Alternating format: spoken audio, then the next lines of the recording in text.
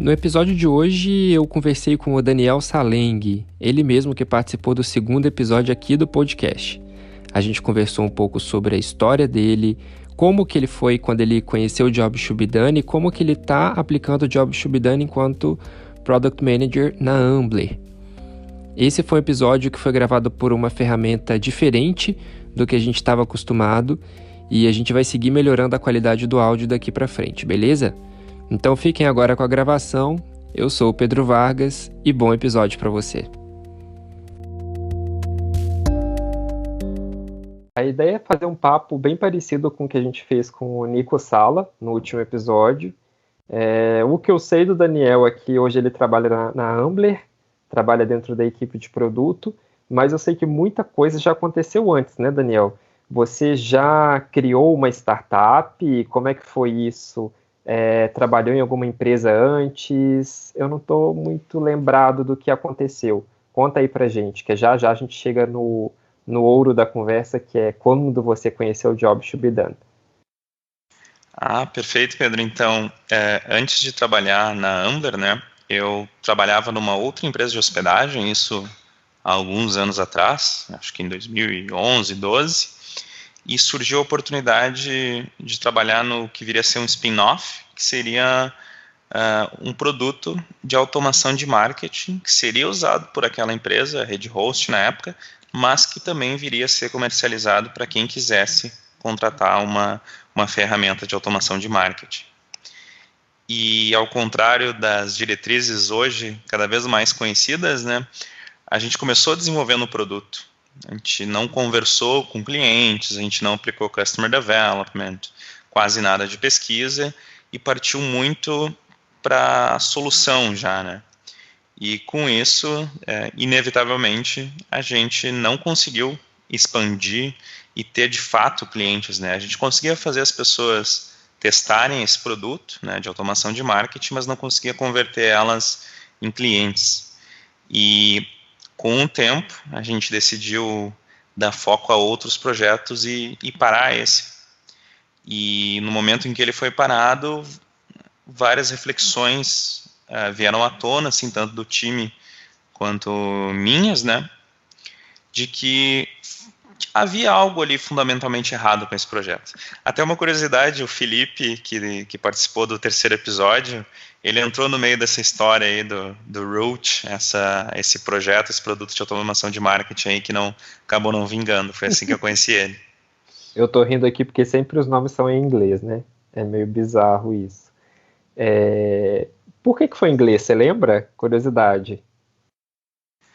Claro, Pedro. Então, a ideia sempre foi criar um produto global de automação de marketing, porque o cenário brasileiro, isso há 5, 6 anos atrás, ainda engatinhava um pouco nessa questão de automação de marketing. A gente tinha algumas empresas lá bem no início, empresas que até hoje estão bem consolidadas, algumas de fora, outras aqui mesmo do Brasil, mas a gente via que precisaria ser uma ferramenta com foco no mundo inteiro, assim, tanto em empresas ali da Europa, dos Estados Unidos e de outras regiões aí do planeta, porque não tinha, com certeza essa demanda era pequena ainda a nível de Brasil, né?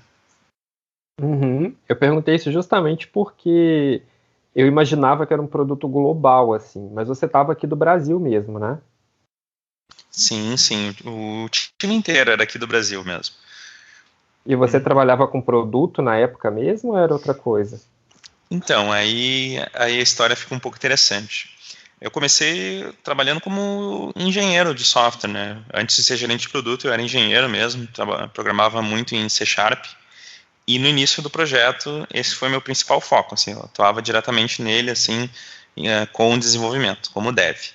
Mas com o passar do tempo, precisou com que alguém assumisse, assim, essa parte e começasse a entender o que estava acontecendo no produto, o que ele deveria ter e não ter. Então, no momento não parecia, né, mas olhando para trás, assim, conectando esses pontos, hoje eu percebo que eu começava a trilhar esse caminho de gestão de produtos, né, isso há uns 5 anos atrás. Então é bem interessante, assim, na hora não parecia, não sabia certo o que eu como é que eu rotularia isso, mas hoje é muito claro que foi assim que essa história começou, né? Essa história de ser gerente de produto. Claro, é bom você mencionar isso porque tem muita gente que ouve a gente que está tentando, né, trabalhando por uma migração de foco de carreira, né, seja um UI designer querendo se tornar um UX designer, alguém que está como dev querendo um papel mais de product manager, por exemplo. Então é legal você compartilhar isso. Mas, Daniel, lá atrás você tinha falado que contra tudo que você sabe hoje, primeiro você desenvolveu uma ideia, desenvolveu o produto e não teve nenhuma pesquisa. Por que você fala que é contra? Hoje em dia é melhor pesquisar antes? Enfim, eu sei a resposta, só estou te perguntando para você compartilhar com a galera aqui, tá? Claro, não. Inclusive, para quem não sabe, o Pedro manja bastante de pesquisa, é o foco dele, entende bem, muito bem isso. Então, a questão é mais para a gente trazer essa reflexão, né? Se hoje a gente ainda encontra produtos que são desenvolvidos assim de maneira mais reativa ou intuitiva, sem um processo de pesquisa, sem customer development, há 5, 6 anos atrás era quase que a regra desenvolver assim, né? Só que com o passar do tempo e experiências de vários profissionais, hoje se sabe que esse não é o caminho mais promissor para o início de um produto, uma startup ou um projeto. A gente sabe que hoje entender o cliente a fundo, em como ele tem progresso no que ele tenta resolver, aí entra jobs to be done, né? Como é que jobs que ele tem de fato, é algo que deve ser muito bem entendido, explorado, antes mesmo de partir para o desenho de uma solução, né? A gente pode até entrar em assuntos complexos, como problem space, solution space, mas, enfim, seria essa questão de por onde começar. Hoje está cada vez mais difundido que se deve entender os clientes antes de qualquer coisa. Claro, tá no hype também, né, dentro da comunidade de design, de UX, de produto. Falar de pesquisa hoje tá tendência. A gente só tem que garantir que não seja uma tendência, né, que não passe e que fique aí durante os próximos tempos de tecnologia, principalmente. Daniel, verdade, a vida é curta para desenvolver produtos que não servem para ninguém. Claro, cara. Mas aí você falou um termo em inglês ali, você é advogado do diabo, você falou em Customer Development. O que seria isso? Ótimo. Customer Development seriam essas técnicas, essa área que faz com que a gente consiga definir e evoluir quem são os nossos clientes, né? Quem são os clientes de uma solução que nós estamos desenvolvendo. Uma aproximação assim com foco em entender eles e criar soluções com base nesse entendimento. Em realmente desenvolver os clientes, não fazer um produto e depois ir atrás dos clientes, né? Por isso o Customer Development. É claro, tem muito mais coisa para se falar sobre isso, mas se fosse iniciar, seria algo por aí. Boa, acho que até o Nico, que participou do último episódio, também manja muito de Customer Development. A gente pode até fazer um bate-papo, nós três aí, sobre esse tema no futuro, quem sabe. Daniel, então vamos ver se eu entendi até aqui. Você iniciou esse projeto, né, que tinha muito a ver com automação de marketing, não colocou nenhum esforço de pesquisa nele, desenvolveu o produto. Você chegou a soltar esse produto? Ele foi para o ar ou foi pausado? Como que foi? Não sei se eu perdi essa parte.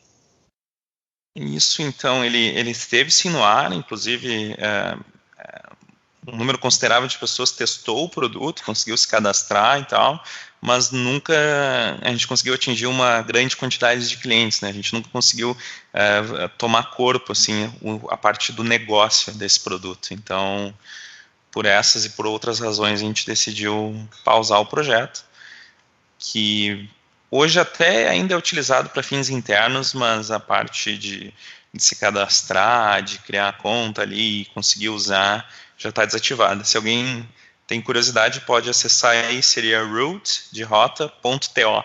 Root2 seria o domínio aí para acessar. Ainda está ativo? As pessoas conseguem acessar? Sim, sim, é possível acessar, ver o site, proposta de valor. Até a documentação ainda tem bastante coisa ainda lá. Até por curiosidade eu recomendo aí acessarem. Boa, eu nunca fiz isso, vou fazer assim que acabar aqui o episódio também. Daniel, então você teve essa experiência, né? Você atuava como dev. Eu, particularmente, não manjo muita coisa de códigos. Por exemplo, sei que você falou um termo aí, mas esqueci o que você falou. Mas o importante é que você atuava como dev, né? Atuou nesse projeto de fato, criação de um novo produto. Chegou aí para o ar, as pessoas testaram, mas acabou não dando certo, com uma visão de negócio. Quando que foi que você conheceu o Job Should Be Done? Foi nesse momento que não deu certo? Foi um pouco antes? Como que foi isso? Então, mais ou menos no final desse projeto, antes dele ser pausado, as necessidades fizeram com que eu começasse a entender um pouco de gerenciamento de produto e fosse pegando alguma dessas responsabilidades, como eu comentei antes, e mais ou menos ao mesmo tempo em que esse projeto foi pausado, né, eu acabei, dentre pesquisas, reflexões, conversando com uma galera, acabei me deparando com uma teoria aí chamada Jobs to be Done. Isso já faz algum tempo, acho que faz uns 4 anos. E eu lembro dessa sensação de, puxa, eu queria conhecer Jobs to be Done antes de ter começado a desenvolver o Root, porque tinha muita coisa interessante assim na proposta dessa teoria que eu via que faltava nesse projeto, né? Então foi um sentimento bem engraçado, assim. Foi se eu tivesse conhecido isso um pouco antes, talvez eu tivesse salvado esse projeto. Você falando assim se alinha muito ao que o Nico falou no episódio anterior também. Mas, Daniel, você conhece o Job Should Be Done então há um tempão, quando ainda era mato, quando não era hype, falar de Job Should Be Done. O que você acha que teria sido diferente no projeto? Você falou que queria ter conhecido antes, né? Quem sabe o projeto teria tomado outros rumos. Mas o que você acredita que teria sido diferente? Ah, perfeito. Assim, de maneira bem prática, o que eu gostaria de saber, assim, de ter uma visão mais clara, era de que outras maneiras esse público-alvo que a gente havia definido na época resolvia essas questões de automação de marketing, principalmente para entender de maneira melhor, assim, uma visão mais completa mesmo de que progresso que eles procuravam nessas ferramentas que eles utilizavam e principalmente nos poucos testers que nós conseguimos trazer ali para usar o Root, como é que essa troca aconteceu, né? Como é que foi o que eventualmente nós vamos falar aqui no podcast, como foi esse switch moment, que seria um pedaço aí da teoria do Jobs to be Done. Boa, cara. Então, olha só, vocês tinham até testers na mão, né? Para fazer alguma coisa. E acabou não sendo feito. Acho que a galera que está escutando aqui pode tirar algum aprendizado disso. Se você estiver indo por esse caminho aí que o Daniel teve há 5 anos atrás. 5, né, Daniel? 5 anos Exato, atrás. 5 anos. A gente já pode mudar esse caminho e fazer, reformular, né, o planejamento, ou planejar, porque muitas dessas coisas acontecem até por falta de planejamento mesmo. Daniel, um ponto que você falou que me chamou a atenção foi, putz, seria melhor se eu tivesse feito tal coisa. Só que hoje você está na Ambler, né, está atuando como Product Manager, está atuando de fato como equipe de produto, lidando com tecnologia. O que você tirou desse aprendizado e você está conseguindo aplicar hoje dentro da Ambler? Ótima pergunta, Pedro. Logo no início, então, quando esse projeto foi pausado, eu entrei para a Ambler, e na Ambler ela já tinha, inclusive, clientes, né? Mas eu percebi em conversas com algumas pessoas-chave que trabalhavam aqui dentro que haviam divergências sobre quem eram esses clientes e como a Ambler entregava valor para eles, né? Então, eu lembro que eu tentei me focar, através de algumas técnicas, num perfil assim, mais claro de cliente que a gente tinha nessa plataforma, na Ambler, e partir para as famosas conversas, né, de documentário, forças do progresso, do Jobs to be Done. Então, eu, justamente, para não pegar uma visão exclusiva das pessoas que trabalhavam na Ambler, eu decidi eu mesmo partir para conversar com esses clientes. Fazer aquilo que eu gostaria de ter feito na época do Root, mas não fiz. E logo de cara foi muito bacana trazer um pouco dessa visão a partir do entendimento de Jobs to be Done e da entrevista de clientes, trazer essa visão para essa galera que tinha um pouco dessas divergências sobre quem eram os clientes e o que eles procuravam na nossa plataforma, né? Foi bem interessante. Claro, cara. E aí o legal do que o Daniel tá falando aí pra gente é que ele, enquanto Product Manager, teve essa iniciativa e foi você mesmo, né, Daniel, que foi falar com os clientes. Exato, eu mesmo, porque a provocação que o encerramento do Root me trouxe fez com que eu tivesse uma vontade de focar nesse entendimento, nesse discovery, né? Porque eu não queria cometer o mesmo erro, né? Que se eu viesse a falhar como gerente de produto da nova startup, que fosse um outro erro, pelo menos. Claro. Eu fiz essa provocação aqui, Daniel, porque às vezes eu converso com muita gente, assim, algumas palestras, meetups que eu participo, aqui em Florianópolis ou em São Paulo, enfim, em vários lugares que a gente já passou aí ao longo desse ano, e eu vejo muito product Manager delegando a tarefa de falar com o cliente somente para uma pessoa, né? Ele mesmo nunca teve esse contato com o cliente de fato, nenhuma entrevista ou nenhuma conversa sequer. E isso me preocupa muito, porque é um momento importante, por mais que o pesquisador faça esse papel, é importante ter essa sincronicidade. Eu mesmo estava trabalhando em um projeto agora, dentro da Nuvem Shop, um projeto de pesquisa, de fato, que eu puxei PO, puxei pessoas da minha equipe de pesquisas para participar junto comigo, tanto para me dar feedback, para pegar uma visão que eu não vi. Então, quanto mais pessoas inseridas, melhor, né? E aí o legal é que você já foi para isso. Como que foi você passar esse conhecimento que você obteve nessas entrevistas e conversas com clientes para a sua equipe? Qual que foi o maior desafio nisso aí? Ótima questão, Pedro. De fato, é muito relevante. No meu caso em específico, eu tentei trazer muitos trechos, de fato, igual o cliente disse, e tentei, através de uma apresentação na época, humanizar bem esses clientes, né? Trazer a pessoa, o que ela estava fazendo, que momento da vida dela ela estava quando apareceu a Ambler, o que fez ela mudar no caso de solução, né, de abandonar uma solução anterior e vir para a Ambler, mas, já servindo aqui de spoiler, isso não tem todo o impacto que num primeiro momento a gente possa acreditar que vai ter, né? Eu acredito que, assim como eu costumo dizer que Jobs to be Done não faz com que você entenda o cliente melhor, idealmente ele faria com que o time inteiro entendesse o cliente melhor, a maneira mais eficaz da gente fazer isso é, inclusive, aí pode vir uma coisa tanto assustadora, é fazer com que cada membro do time pelo menos participe de uma ou duas dessas conversas aí com os clientes. Porque uma coisa é você passar adiante o que você aprendeu com o cliente, e outra é até mesmo o dev, o designer ali ouvirem aquela pessoa que procura um determinado progresso com o produto que você constrói. É muito diferente, é um impacto muito maior para o time. Cara, com certeza. E né, a gente sabe que muitas pessoas trabalham em projetos diferentes, um mais no back-end, outro mais no front-end, enfim, momentos diferentes também.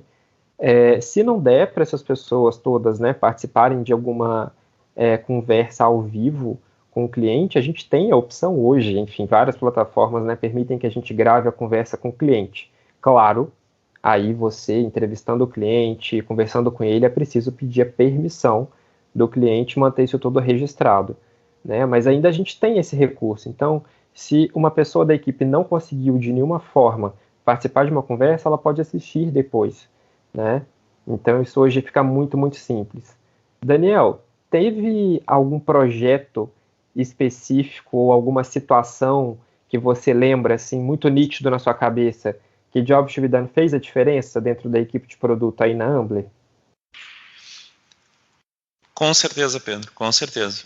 Dentre as diferentes iniciativas em que a gente conseguiu trazer a visão do Jobs to be Done e conversar com clientes antes e durante o desenvolvimento de uma parte do produto, uma funcionalidade em específico, eu lembro bastante do início da solução de e-mail da Ambler, em que, principalmente para copy e para priorização de features, a gente estava indo muito pelo que a gente conhecia, tanto na perspectiva tecnológica quanto de negócio, o que deveria ter no e-mail, ou como fazer a propaganda dessas features, né? Como descrevê-las e tal.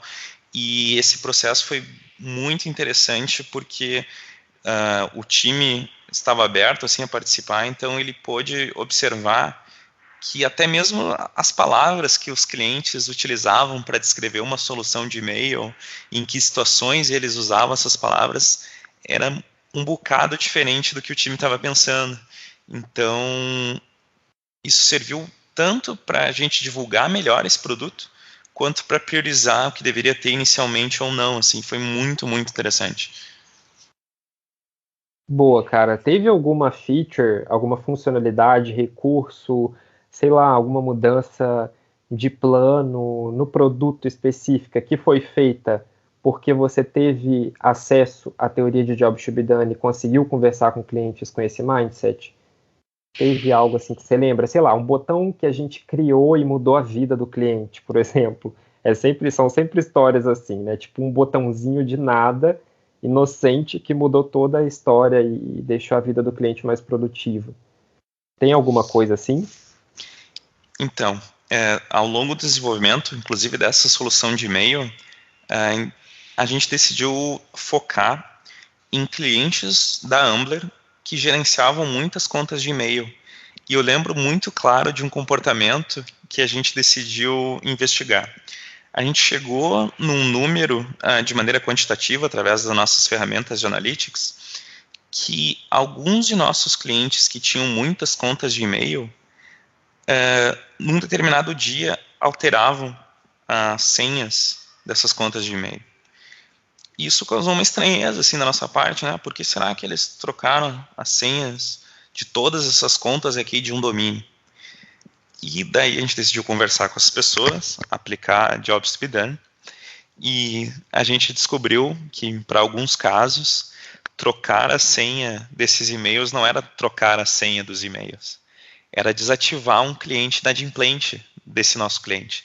Então, o cliente do nosso cliente precisava pagar, às vezes não pagava o nosso cliente, e o trocar senha, na verdade, era desativar um cliente inadimplente, né? Ele não poderia excluir as contas para não perder os registros, mas ele tinha que, de alguma forma, fazer com que o cliente dele, que não estava pagando ele, não pudesse usufruir do produto, né? Porque senão ele não ia receber. Isso é muito interessante. Muito pontual, muito prático, assim. Mas demais, assim, é um ótimo exemplo, porque mostra tanto que aí o qualitativo fez a diferença, né? Se você não tivesse conversado com esse cliente, por exemplo, ou com esses clientes, você não teria sabido disso de nenhuma forma, e o quantitativo não te traria isso. Ele só te traria, né, sei lá, adoption dessa feature, quantas vezes ela foi utilizada, quando ela foi utilizada, e realmente isso serviu de sustento para você investigar o que estava acontecendo. Aí realmente o Quant trabalha bem com o Quali, né? Daniel, chegando mais no finalzinho aqui da nossa conversa, tem alguma mensagem assim que você gostaria de passar para as pessoas que ou estão começando a trabalhar com produto e querem levar um pouco o mindset de Jobs to be Done?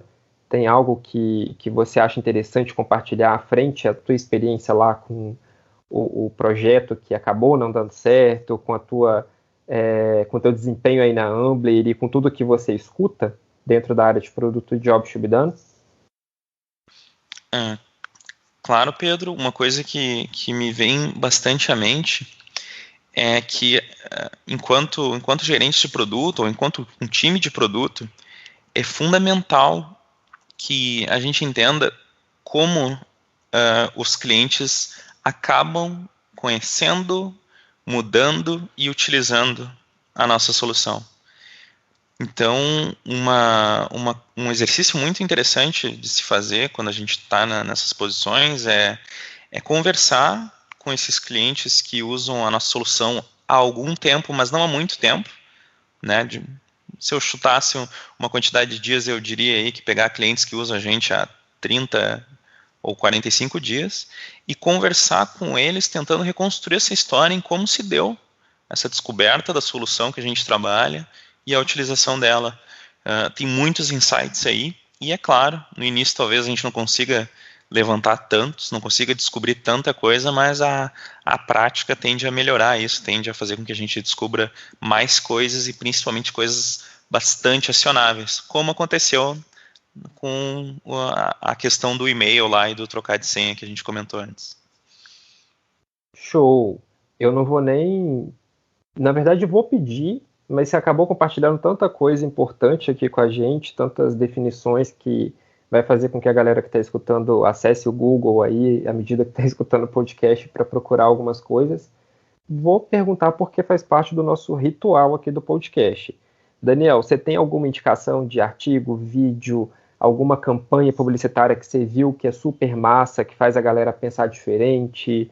Não sei, qualquer coisa que você acha interessante, um gerente de produto, um designer, um pesquisador, enfim, uma pessoa que está dentro dessas comunidades, saber até a semana que vem? Então, aceitando aí compartilhar um pouco mais, né?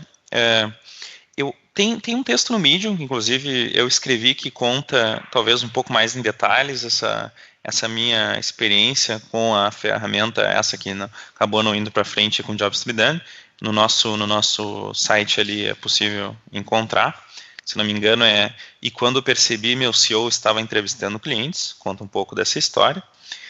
E também acredito que entender as forças do progresso, que seria algo mais teórico, assim, conceitual de Jobs to be Done, pode elucidar aí como é que a gente consegue descobrir por que uma pessoa muda de comportamento, decide trocar de solução ou serviço.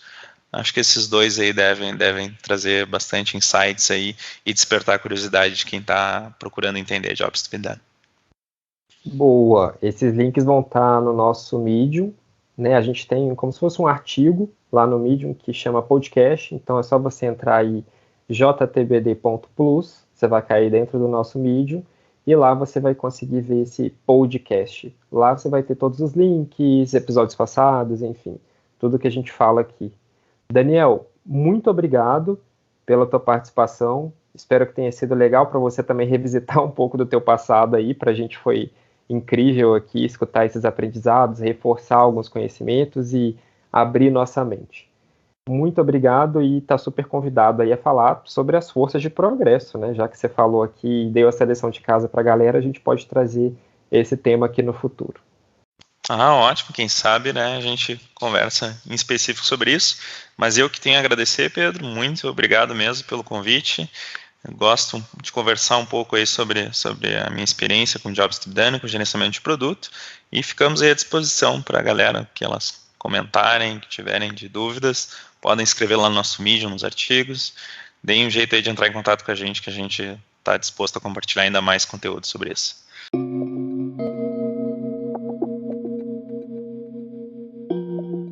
Fechamos aqui então o nosso 5º episódio. Você pode continuar conversando com a gente pelo Medium, é só acessar jtbd.plus e de lá você consegue acessar nossas redes sociais, ter acesso ao nosso e-mail de contato. Espero que você tenha curtido esse episódio e até semana que vem.